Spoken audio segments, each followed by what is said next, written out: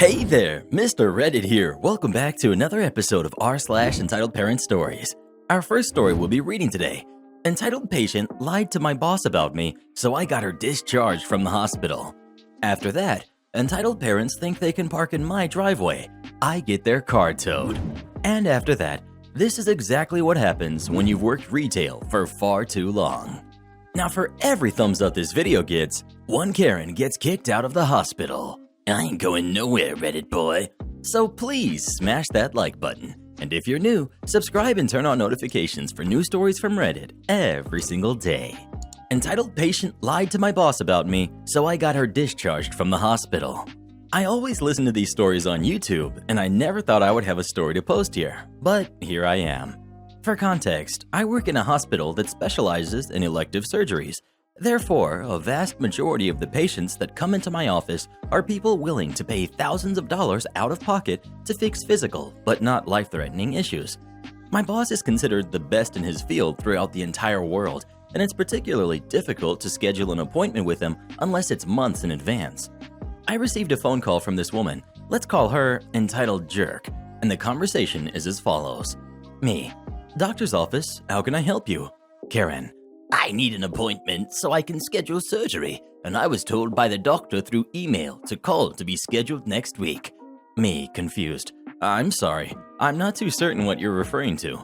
The doctor is not going to be in the office next week, and their next availability for consultations is not until May. What are you talking about?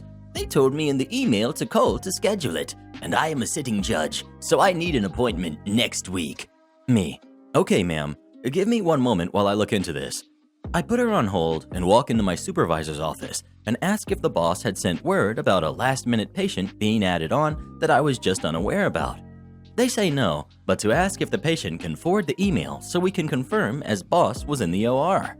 This is a common practice in the office I work in, as there are instances where boss talks to a patient but forgets to inform the staff. If we are overbooked for a day, my supervisor has to open a specific time frame in order to schedule any last-minute patients. Me takes her off hold. I'm sorry, ma'am, but are you able to forward the email to me? It does not seem there is any record of you coming to our office for an earlier appointment. I just need to confirm before I schedule. For some reason, this statement activates some secret emotional bomb in the back of this woman's brain, and she immediately becomes more hostile. Karen: no, I will not. I am a sitting judge, and you are asking me this is extremely rude and unprofessional. I spoke to the doctor through email. Are you actually doubting me right now? Me: yes. I can't believe this. I need to have surgery on X date, and you will give it to me. Me: 1000% over this woman at this point. Okay, ma'am, I will ask my boss to send me the email when he is out of the OR. So I unfortunately have to get back to you on your appointment date. Thank you. As just a word of advice, watch your tone the next time you speak to me. Me: okay. Click. A few hours later, my boss comes back into the OR and tells me they have received an email from Karen stating that I was rude and unprofessional to her, and that I was refusing services to her because I wanted to invade her privacy and she said no.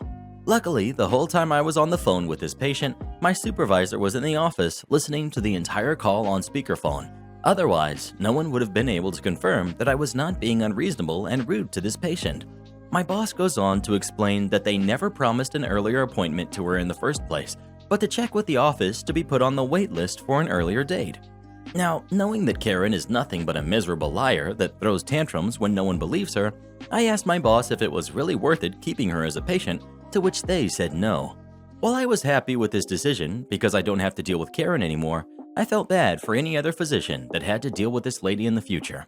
What I didn't know at this point was that my supervisor called patient advocacy, essentially an HR that handles awful patients, and they agreed that her behavior warranted her not to be accepted as a patient by any physician within the hospital. So now my boss, supervisor, and I have to call her tomorrow to inform the hospital's decision to discharge her. Honestly, karma is not something you should mess with. Entitled parents think they can park in my driveway. I get their car towed. I used to live on the bottom floor of a 2-story house in a very popular beach town in North Carolina. I was in my mid-20s.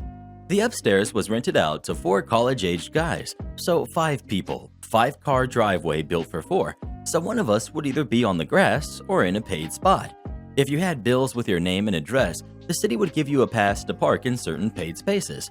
So not a big deal, but finding a spot in the middle of summer was hard. The house is maybe 100 yards to the beach, pretty short walk, 5 minutes tops with beach gear and little ones. I would leave to work at 6:30 a.m. and return around 5 or 6 p.m. By the time I got home, most of the crowds would be gone, so a paid spot was easy for me to get. So I'd typically leave the driveway for the upstairs guys. One day I was running late and didn't get out of my house until nearly 8. The other guys had left and the driveway was empty. I'm walking out to my car, and of course the lots are already 90% full or more. As I'm crossing the street, I see a minivan coming up and pulling into my driveway. I didn't recognize it, so I waited to see if I knew them or if they knew the upstairs guys. Out steps polo shirt, visor bowling, short dad, an overly peppy mom with 3 screaming kids. Obviously no one I knew. I backtrack up. "Excuse me, do you know the tenants upstairs or have permission to park here?" Entitled mom. "It doesn't matter. No one's parked here, and Billy, Bobby, and Brandy have to get to the beach." Me. "There's 5 people that live here, including myself, and we need to be able to park." Entitled mom. "Oh, so where's your car if you live there?" Me. "In that spot there, because I have a pass." Entitled dad. "Don't lie to us. You're here just the same as us, and upset we know how to park for free." Me. "I'm not lying. Dude, it's 8 a.m. I'm wearing my work uniform." Entitled mom. "We don't need to listen to you. We're going to park, and you can do whatever you want. My kids have to get to the beach. You're ruining our vacation, so go away." Meanwhile, the kids are climbing on my fence and trees in and out of the street. Me. "Okay, I'll just have you towed, and you can deal with it later." Entitled dad gets in my face, practically nose to nose. "Try it and see. This isn't your house. You're just a little jerk." Mind you, I'm 5'11" and roughly 190 pounds, fairly good shape. Me. "Okay, have a nice day." So I went to my car and waited until they were pretty much at the beach, like I said. Very short walk. So I go inside, look up a tow service on the other side of town. "Hello, yes, I'd like to report a car illegally parked on my property. Address, 123 street name." "Sir, that's an hour away." "Yeah, I know, I'm not paying. That's their problem." "Okay, be there in about an hour and a half." Called my boss. "Not gonna be in today." Explained what happened, and he's a pretty easygoing guy. Told me to keep him informed.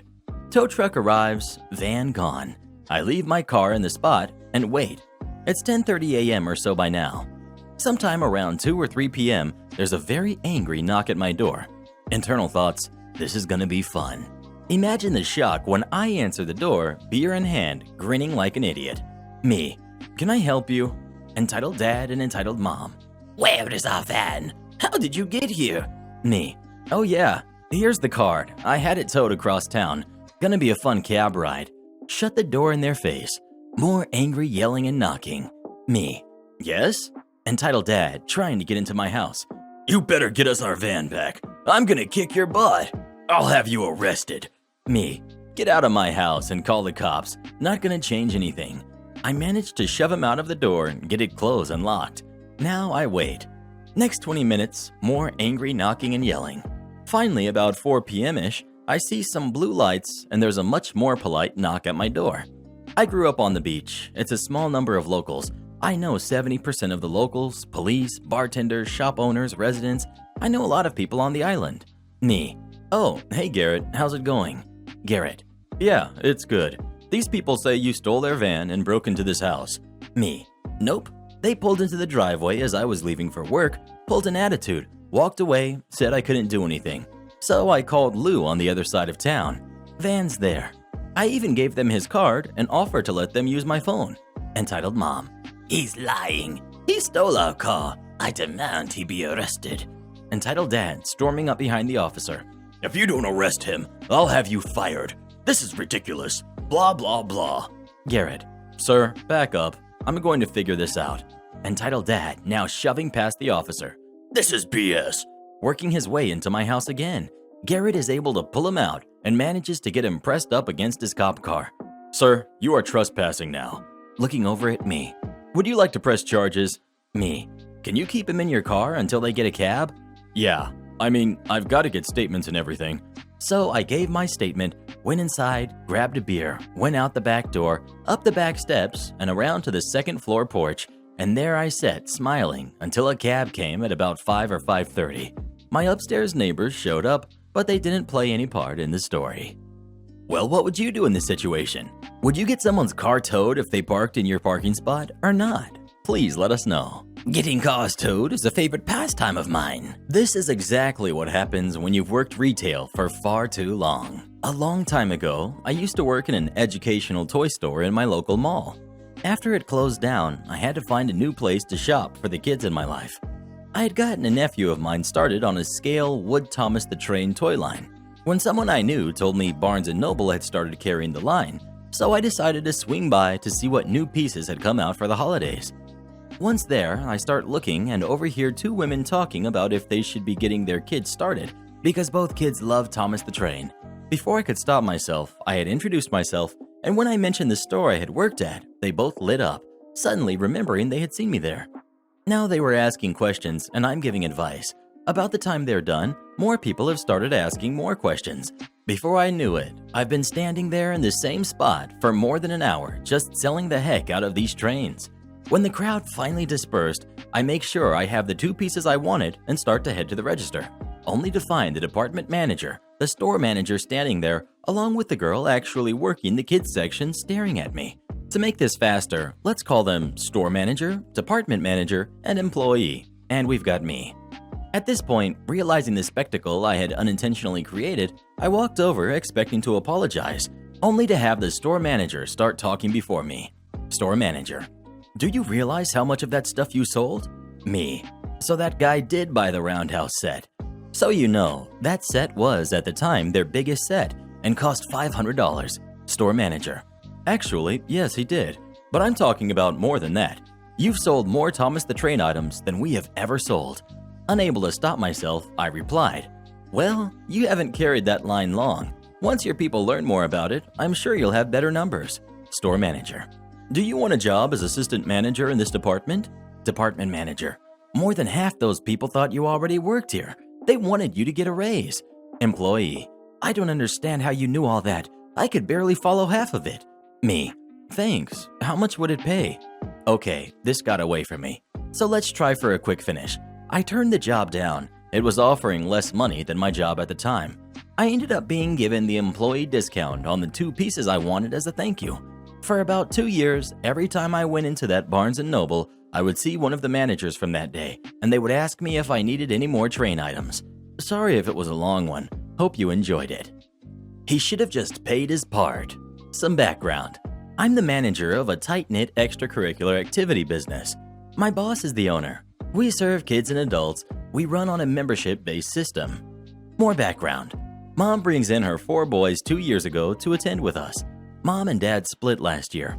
Court-ordered custody agreement says that he pays 90% and she pays 10% for all extracurriculars based on their income. I'll try to keep this short. After Mom and Dad split, crap hit the fan for those people. We have several divorced parents working to get their kids here when they can, but Dad just never seems to want to. Since we operate with memberships, kind of like a gym, if you don't come in, you're wasting your money. Every Friday, I call our people who've been absent for more than 4 days. Every other week, they're out completely. I look into it a bit further with Mom, who attended with us before her kids started, and those are the weeks Dad has them.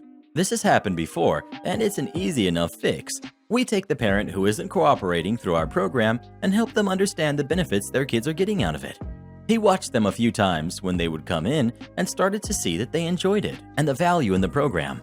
Crisis averted, he's bringing the kids again. Since the divorce, Dad hasn't been super forthcoming with money, and with Mom being the primary and not having the funds due to the ongoing divorce proceedings, my boss forfeited 11 months of payments for these people, totaling $3,060. My boss put her foot down 2 weeks ago, right before the 1-year mark for them. We couldn't keep not letting them pay us. Mom comes in, we give her the business. She's cool about it, understands that we have a business to run, sets up her court-ordered 10% on a typical payment plan that we do, $408 over a 12-month period. We email Dad because at this time, he's just giving them to Mom to take here nearly every day. We don't typically invoice people, usually just set it up in-house with them in front of us, So having to write out that he owes us $3,672 over the next year was tough. Dad doesn't check his email. Cool, fine, whatever. This morning, I call because first payments are due this week. I gave him the business. His reply was, "Yeah, I saw the email. I can't pay anything until the court orders extracurriculars because the child support is way too high. But I really like the program y'all have." Okay, I just think to myself, right. We have the court documents that say how much he had to spend on us. That's cool. I type up all of the call transcript and send it back to him and CC Mom with a note that my boss would be calling to set up payments this week. Mom texts me immediately calling his BS because he hasn't paid her for giving Self a cent of child support, ordered 6 months ago. Same document she provided us. Then Dad replies. The first reply he sent to any email we've sent him. He wanted to make sure that we knew the "continue if the child support schedule is complete and there is money to put to it" possibly is "Mom pays her half" is out the conversation. I didn't quite understand what he meant, but I interpreted as "the child support schedule isn't set up yet, so I won't pay until Mom pays." But we had sent him the invoice showing him that Mom paid. After a while, I stopped trying to understand. It just wasn't worth it. I sent the invoice to both the lawyers listed on the court document and let them take it to court. Dad refused to pay even after he was found in contempt of court for refusing to pay for the kids' extracurriculars. I've genuinely never met anyone this stubborn. Revenge starts here. So we end up having to take Dad to court because he ended up signing a contract with us to pay and he's refused again and again. Our non-payments clause allows us to request payment in full if you have too many problems with the payments. The full amount listed on the contract he signed was $4,080 minus the mom's portion. So my boss, the lovely one she is, decided we can and would request payment in full. But not just his portion, the entire $4,080. My boss also pulled out the $3,060 that we waived, and the judge made him pay that too. Dad didn't want to pay $3,672, so he ends up paying $7,140. Am I the jerk for spending my daughter's wedding fund on a car and a trip after she got eloped? My only child, Diana, and her now husband started dating in college and had been engaged just before the lockdown hit. After not being able to really plan for over a year due to everything, they decided a couple of weeks ago to just take a trip, the two of them, and elope. I'm very happy for them, and honestly, I'm just glad to not have to deal with the stress of wedding planning. I had $35,000 set aside for her wedding in an account I've had for a long time. After she told me the news, I was thrilled to be able to put it to other use. My car has been having some trouble lately, so I decided to just treat myself and get a new car in cash with the wedding fund. I paid about $30,000, and with the rest of the money, my wife and I decided we would take our own little getaway. I didn't think this was controversial. Then this past weekend, Diana was over and asked if, since I didn't have to pay for a big wedding, if they could get the money to use towards a down payment. I told her sorry, but that's how I paid for my new car and will be paying for my upcoming trip. To say she was upset is an understatement. I figured I'd just let her cool off, but then last night, my ex, her mom, called me to tell me that I made a selfish move and said some things that I won't repeat. I never told her it was a wedding or whatever she wanted fund, so I didn't think I did anything wrong. Would really appreciate some non-biased perspectives. Edit. Sorry if I worded this poorly. I'm not the best writer. I'm a blue-collar guy. She knew that I had money put aside for her wedding. It was something we talked about when she first got engaged over a year ago, but it's came up at times before that too. Just something I planned for due to having a daughter. I never told her it was a fund for her to use on whatever. I paid for her college and planned on paying for her wedding, but beyond that, didn't plan on paying her way through life. I've gotten lots of comments about being divorced or rich for having savings, but have no clue where that comes from. Her mother and I had her at 19 and were never married. I've done well for myself considering I never went to college, but I'm definitely not wealthy. Not sure why that is relevant, but want to correct all those claims. Final response. This blew up way more than expected overnight. A lot of people have inserted their own assumptions out of nowhere.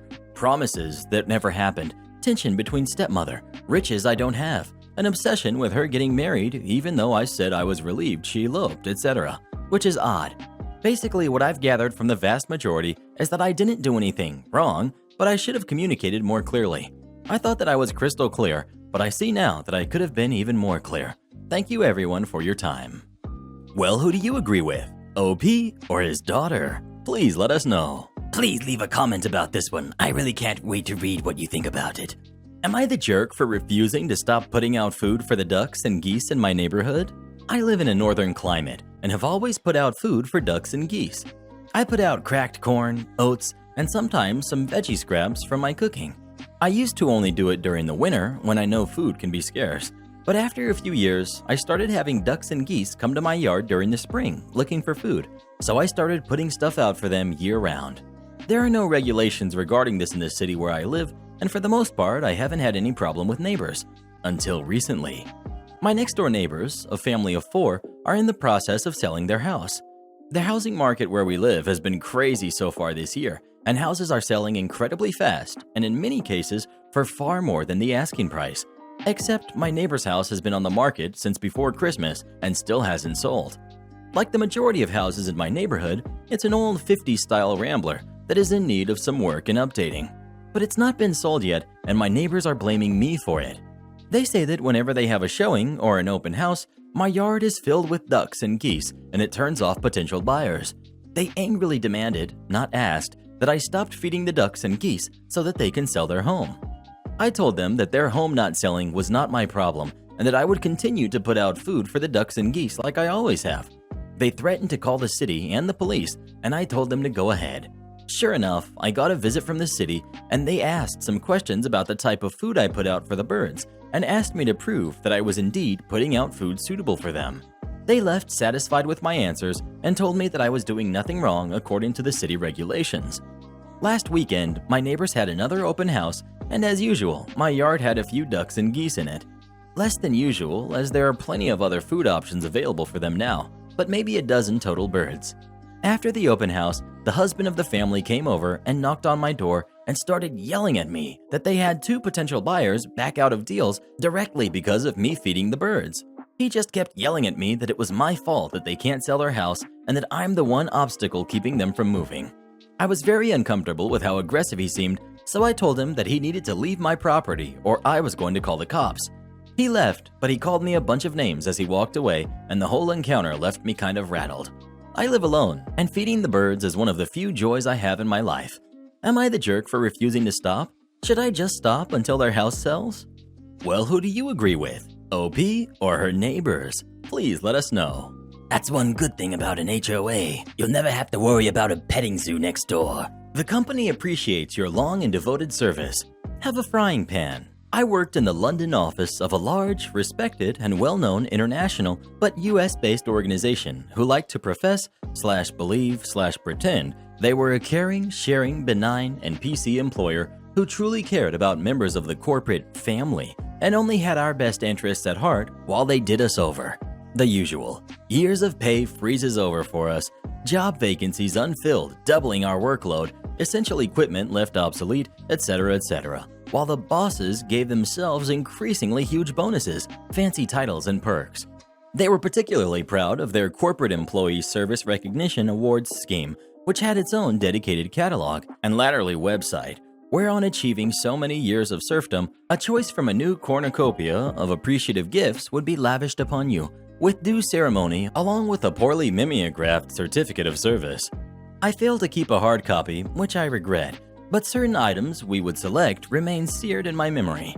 15 years service, for example, could be awarded with a ring containing a .01 carat block diamond, aka coal. Another option at 25 years could be an orange cast iron skillet. You get the picture. Another was something only available to our US colleagues for whom there was no mandatory retirement. 60-year service could earn you the ultimate, a cheap Chinese-made 16-speed racing bicycle. Given that, at an absolute minimum, you'd have to be 76 to get this, the joke was that you were encouraged to ride it in heavy traffic in order to get the company off their pension obligations. Which brings me to our little collective attempt at malicious compliance. It took the company several years to catch on, but when a home gymnasium setup strangely became available at a 25-year service award, it immediately became the go-to choice of all of my worldwide colleagues. Why? Not for any desire for fitness, but because all these things had to be sourced and shipped from the States. Shipping for a crappy but hugely bulky and heavyweight frame, dumbbells, and all of the weights to Sydney, deli, or wherever probably cost the company at the very least 20 times the value of the item, not to mention the customs duties and import fees. I think this went on for about 5 years before the bean counters clocked it. Myself, I missed out and had to settle for the orange frying pan to remind me how much they valued my 25 years of servitude. It's mounted on the wall for my grandchildren to revere. Edit. Thank you to all of you lovely people for all of the likes, and even those couples of awards, which I value more than any orange frying pan I've ever received. I've obviously hit a bit of a common nerve among many of you. To those of you who have received long service awards that actually do make you feel appreciated, I'm delighted for you. For the rest of us, I think we're all pretty much agreed that these derisory awards are really just an insult, rubbing in just how little we are valued. Better nothing than a piece of worthless crap. It's not a matter of financial value. A simple, heartfelt, personalized letter from almost anyone further up the food chain honestly recognizing my service and efforts would have meant immeasurably more to me than any trinket. You want me to do a worse job intentionally? Okay. I work in IT, and my first job was a Tier 1 tech support agent for a call center.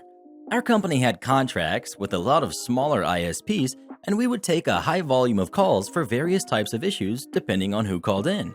For me, 40 calls in a day was pretty much normal.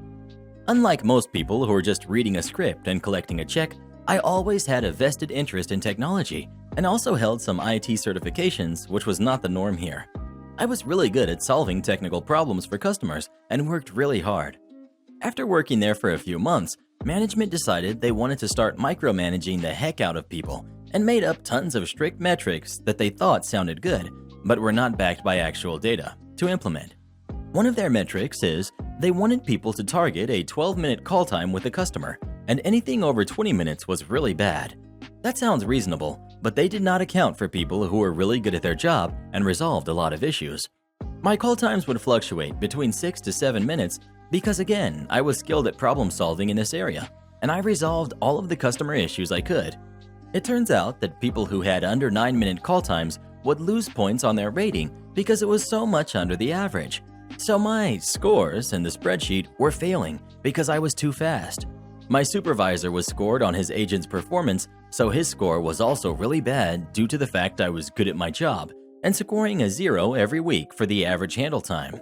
The contracts we had with these companies we supported paid out to our company based on things like tickets created, issues resolved, number of calls, etc. So I was essentially making the company 2 to 3 times as much as a slow agent per night I clocked into work. However, because of our amazing performance rating system, my ability to do my job well was hurting both my score and my supervisor's score and getting both of us in trouble. They had a team of a couple leads listen to all of my calls to figure out what I was cheating on or not doing that was in the process for our clients to make my call time so short. But I had everything I was supposed to and all of my tickets and was resolving issues, so they found nothing. When we had our weekly one-on-one meeting after this had been going on for a couple weeks, my supervisor specifically told me that he wanted me to do a worse job from this point forward because it would help both of us. He wanted me to add in random small talk, resolve things slower, and type up my tickets slower. At first, I was in disbelief and attempted to argue this, but then I was like, okay, if that's really what you want, I can do it. So that night, I talked to random customers about Destiny 2 and other nonsense and made the company less money because that's exactly what they wanted. And what do you know? I never got in trouble for call times again. Am I the jerk for not agreeing to a name change for my daughter despite her father wanting one? My ex and I were engaged, living together and planning on trying for kids after the wedding. The wedding got delayed and I found out I was pregnant shortly after. My ex freaked out, insisted it couldn't be his baby because he wasn't ready to be a dad, that this was all happening too fast and it wasn't how we planned it, and said he needed some time to think everything over. He then moved out, blocked me, and didn't answer any kind of attempted contact for 10 months. Our child was born without him there, and I named our daughter Elizabeth Laura Smith, without his input. Elizabeth because I like it, and it reminds me of my favorite book character. I work in literature. Laura after my grandmother, and Smith is my surname. My ex has reached out. He said he waited this long because he wasn't sure how far along I was when we were together, but he figured the baby had to have been born by now. I said that his timing was a little off because she's 5 months old. X has said he's planning to sort out custody. We've not discussed logistics yet, but he's unlikely to get anything before she turns 1. He asked if I'd named her yet, and I told him what I'd named her. X then said he hates that name. He thinks it sounds old and stuffy. He says that as his mother, Mary, has recently passed, November 2019, he wants to name our daughter Mary. He says Mary must be the first name and that I can have either Elizabeth or Laura as the middle name. I made clear in no uncertain terms that I will not change her name. I hate the name Mary. I hate how it sounds, both alone with Elizabeth/Laura Smith on the end of it. Plus, I didn't like his mother either, though I didn't remind him of that. X said that if we're going to co-parent, then I have to learn to compromise, and that this is the place to start, and that it's unfair that I got to choose both her first and middle name. I said that if he hadn't blocked me for the better part of a year, he'd have been able to say all of this when she was born. X said that the above is proof that I'm being petty and that he can't undo the past, but I can't prevent any feelings of dislike or resentment from him over this name in the future, and that as the father, he should have a say in his daughter's name. He also says that he's willing to let her be a Smith and not force me to use his surname, which he feels is proof he has already negotiated. Am I the jerk? We've got something you're gonna love. This video that just popped up. Come watch it and we'll see you when you get there. And have us record a special video for you by visiting us on Fiverr, link pinned in the comments below. Or support our channel by joining as a member today and we'll give you a special shout out in our next video.